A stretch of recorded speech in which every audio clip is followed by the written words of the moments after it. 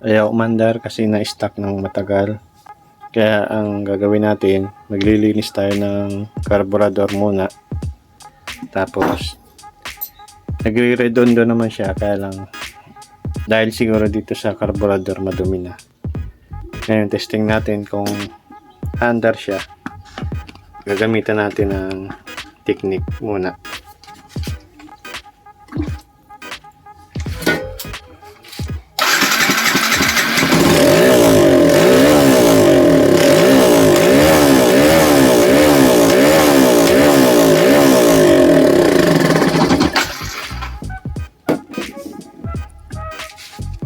Yun, umandar pa naman siya. Okay pa.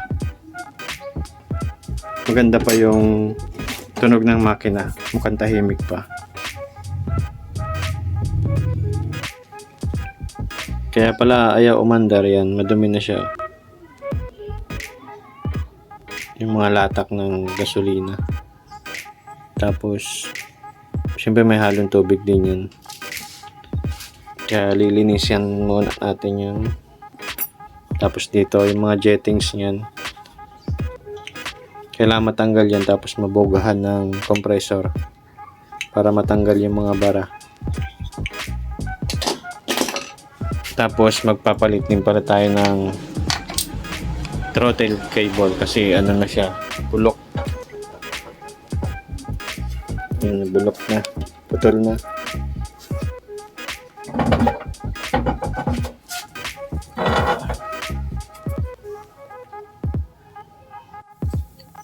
At ito na, nalinisan ko na. Medyo malinis na siyang tingnan.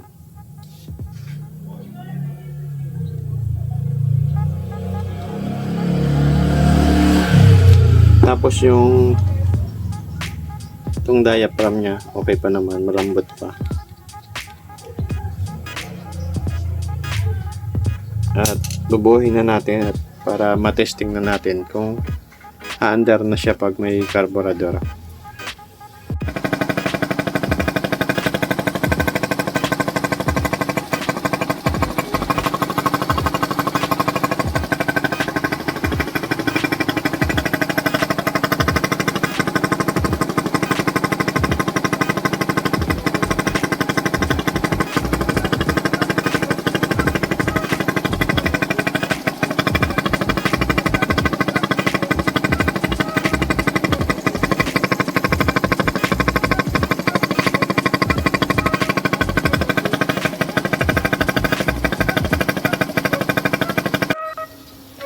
Sa makina okay na tayo.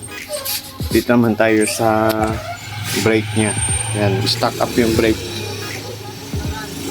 Pero dito sa master, okay naman siya, nagpa-pump. Pero dito, stock up yung gulong. Yan, hindi maikot. Bali ito lang babaklasin natin yan, dilinisin natin yan.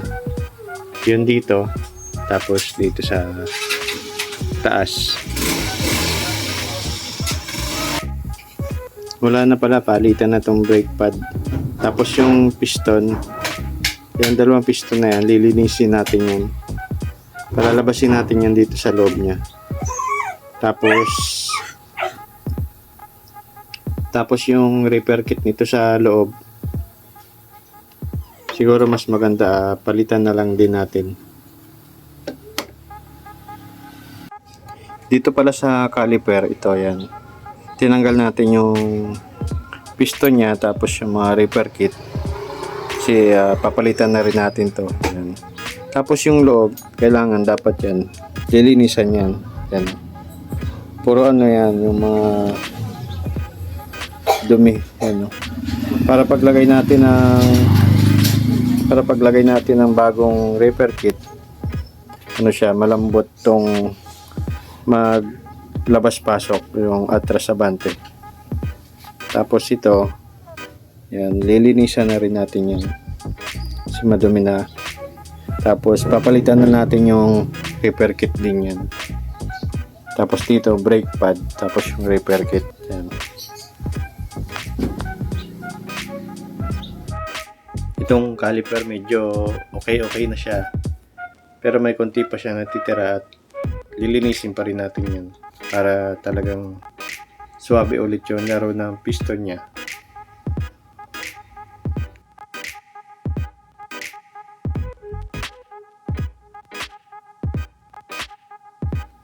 Bali itong caliper okay na. Napalitan na natin ng bagong brake pad, tapos dito bago yung cable sa brake master, bago na rin yung taper kit lang pinalitan natin, tapos brake shoe, tapos itong mga signal light gumagana na siya, tapos busina okay na rin. Bali yan, condition na siya at pwede nang magamit ulit. Itong signal light switch pala nilinis natin yan kasi ano siya, naglo-lose contact.